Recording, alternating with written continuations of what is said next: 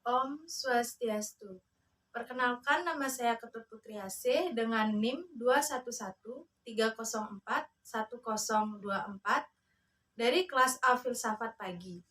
Di sini saya akan menyampaikan materi mengenai Nyaya Darsana. Nyaya Darsana yang dimulai dari pengertian. Pengertian dari kata darsana berasal dari urat kata dres yang artinya melihat, menjadi kata darsana yang artinya penglihatan atau pandangan.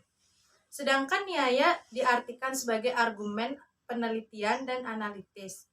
Jadi, nyaya darsana dapat diartikan sebagai suatu cara memperoleh kebenaran atau Brahman melalui logika.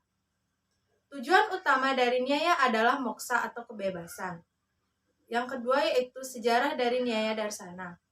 Nyaya darsana secara umum dikenal sebagai tarkawada atau diskusi. Nyaya darsana mengandung ilmu diskusi dan debat.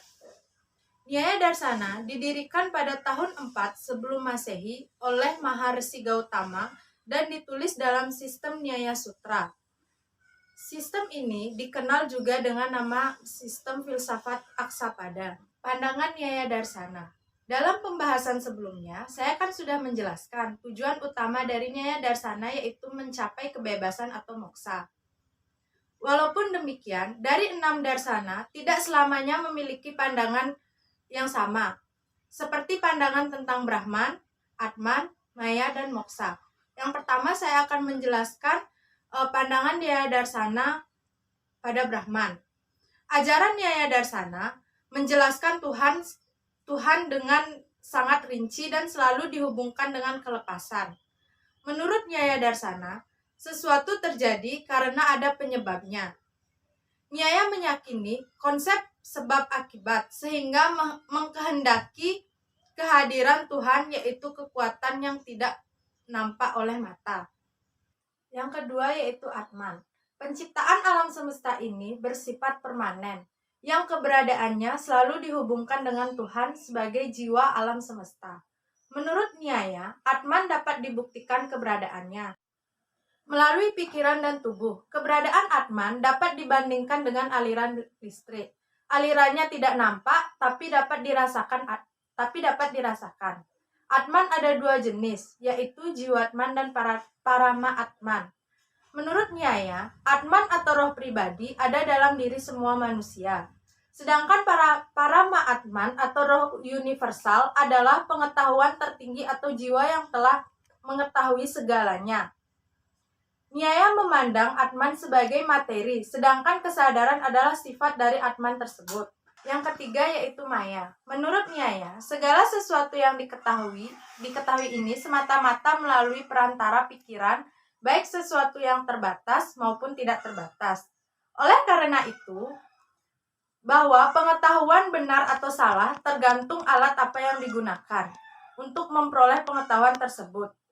Di setiap pengetahuan menyatakan 4 keadaan, yaitu subjek atau pramana, objek atau yang diamati, pramiti atau keadaan dari hasil pengamatan, dan yang terakhir cara untuk mengamati atau pramana, yang terdiri dari pratyaksa, anumana, upamana, dan sabda pramana.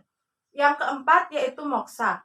Pada umumnya, tujuan utama dari Nyaya Darsana adalah moksa atau pembebasan bagi setiap jiwa individu dari ikatan duniawi. Untuk mencapai tujuan tersebut, seseorang harus memperoleh pengetahuan yang benar atau tatwa jenana. Filsafat Nyaya menekankan 3 tahap atau jalan memperoleh tujuan pengetahuan pembebasan, yaitu yang pertama srawana, adalah tahap di mana manusia harus mempelajari kitab suci dari orang-orang suci atau resi. Yang kedua yaitu tahap manana, adalah perenungan ajaran yang didapat dari para resi. Yang terakhir yaitu pokok-pokok dari ajaran Nyaya Darsana.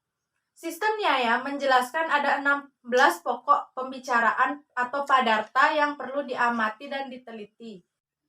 Yang pertama yaitu pramana. Pramana adalah suatu jalan untuk mengetahui sesuatu secara benar. Yang kedua yaitu prameya. Prameya adalah sesuatu yang berhubungan dengan pengetahuan yang benar. Yang ketiga yaitu samsaya. Pesan saya adalah keraguan-raguan terhadap suatu pernyataan yang tidak pasti. Yang keempat yaitu prayojana. Prayojana adalah akhir penglihatan seseorang terhadap suatu benda. Yang kelima yaitu drestanta. Drestanta adalah suatu contoh yang berasal dari fakta. Yang keenam yaitu sidanta. Sidanta adalah cara mengajarkan sesuatu melalui satu sistem pengetahuan yang benar. Yang ketujuh yaitu awaya. Awaya adalah berpikir yang bersifat sistematis melalui metode-metode ilmu pengetahuan. Yang kedelapan yaitu tarka. Tarka adalah alasan yang disampaikan berdasarkan hipotesa untuk mendapatkan suatu kesimpulan yang benar. Yang kesembilan yaitu nirnaya. Nirnaya adalah pengetahuan yang pasti tentang sesuatu yang diperoleh melalui metode ilmiah pengetahuan yang sah. Yang kesepuluh yaitu wada. Wada adalah suatu diskusi yang didasari oleh perilaku yang baik dan garis pemikiran yang rasio untuk mendapat kebenaran. Yang ke-11 adalah jalpa. Jalpa adalah suatu diskusi yang dilakukan oleh sekelompok orang hanya untuk mencapai kemenangan tetapi tidak mencapai kebenaran. Yang ke-12 yaitu witanda. Witanda adalah jenis perdebatan di mana lawan debat tidak mempertahankan posisi, melainkan hanya melakukan penyangkalan saja.